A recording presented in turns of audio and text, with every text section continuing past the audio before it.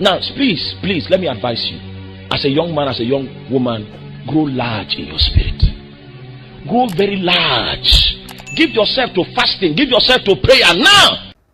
You know, we were trying to establish yesterday how that altars have vocabulary, how that altars can speak, altars have a voice. And the moment you put a sacrifice on an altar, you have triggered his speakings in the realm of the spirit. And the speakings is according to the shekels of the sanctuary. The speakings are not natural speakings. The speakings are provocations in the realm of the spirit that cause spirit beings to utter words. When spirit beings utter words, those words have the ability to shape territories. When spirit beings utter words, those words have the capacity to shape destinies. When spirit beings utter words, they have the capacity to initiate several seasons in the lives of individuals, in the lives of a community, and indeed in the lives of nations. But the Bible is saying that God has the capacity to utterly destroy the tongue of the Egyptian sea. When altars speak, they can take advantage of the power of rivers. They can take advantage of the power of winds. They can take advantage of the weather and weaponize the weather, weaponize circumstances and situations to fight against you. They can weaponize and toxify your relationships. Your relationship with your wife can become toxic just because an altar is speaking. And if we do not learn the vocabulary of such speakings, we may not be able to detect the utterances that are spoken, and we may not realize that these are speakings. Now, what I want to do this evening, are you still with me? Please don't forget, because I know you want to forget. You are planning to forget. That's why I'm saying don't forget. When you dethrone an altar, do you remember that? You replace it with another one. If there was someone in your family that the devil conscripted to become the messenger of a certain spiritual gate, and that gate brought travail, it brought injury, it brought infirmity, it brought reproach, and you want to change all of that speaking, there must be a priest that will rise up and set up a different altar and bring a spirit that is more powerful than the spirit that they have invited through the demonic altar into the territory. Are you there? You are not following me.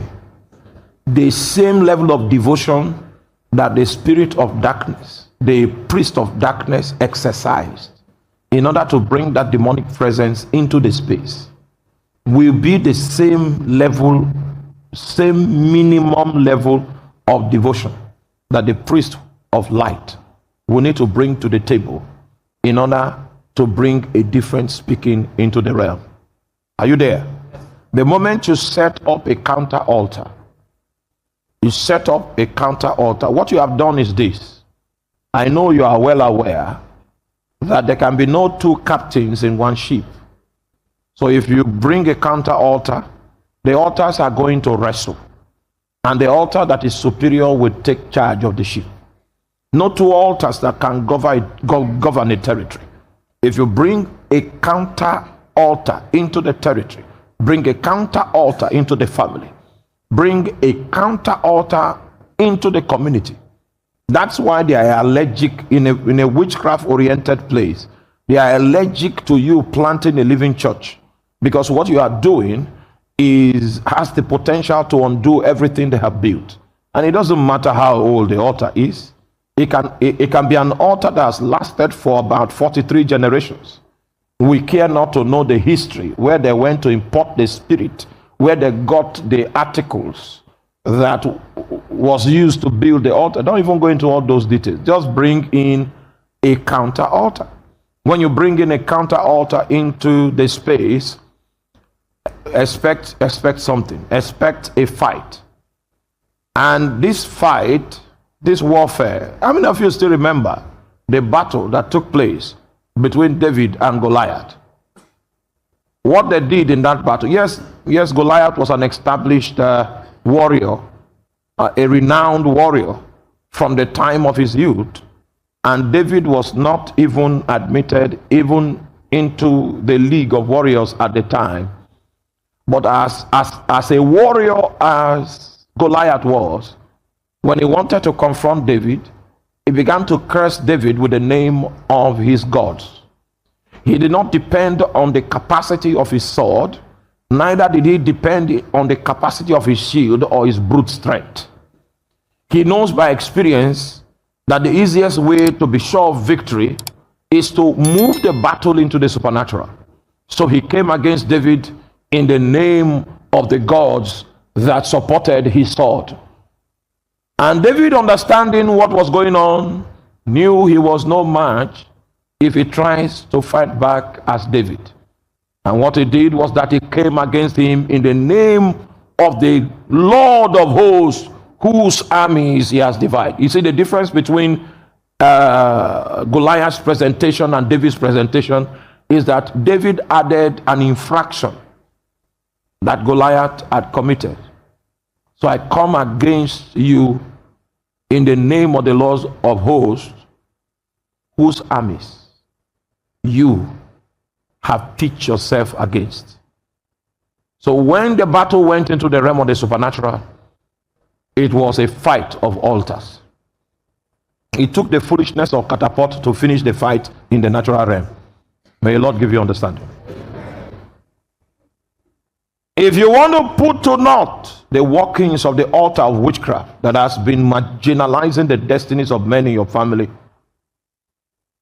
then one from among you must become a priest of light.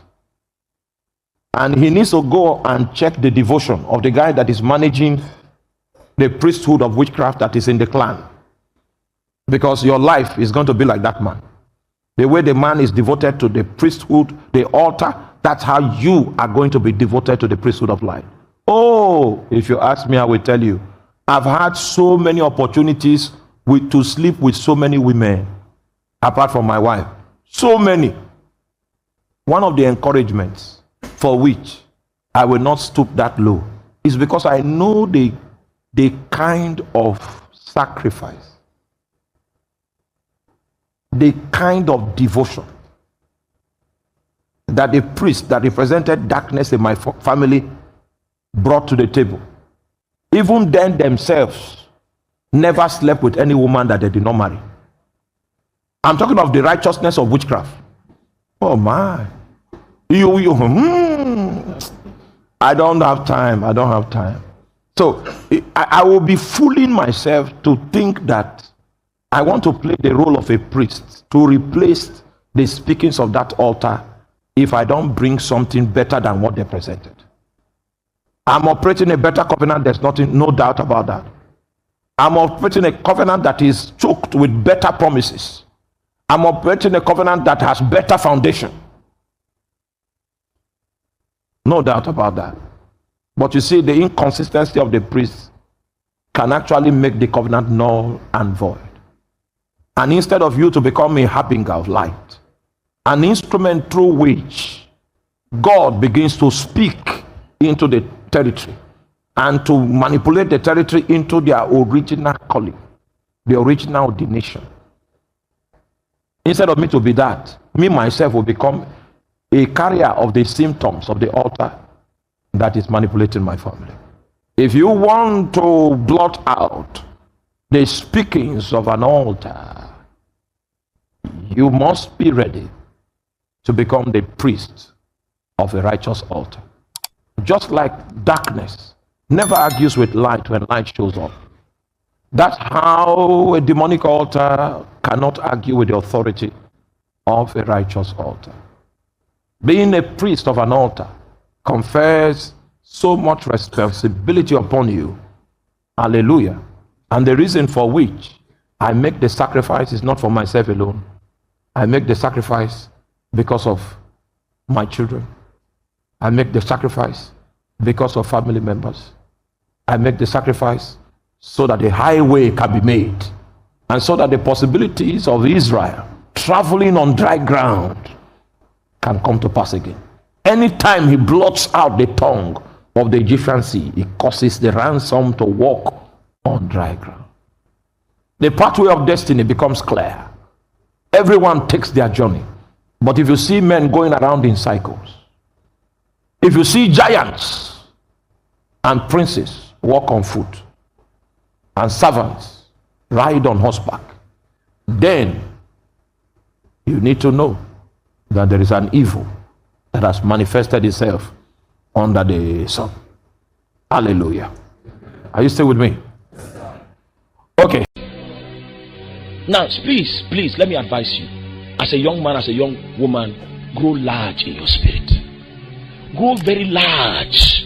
Give yourself to fasting. Give yourself to prayer now.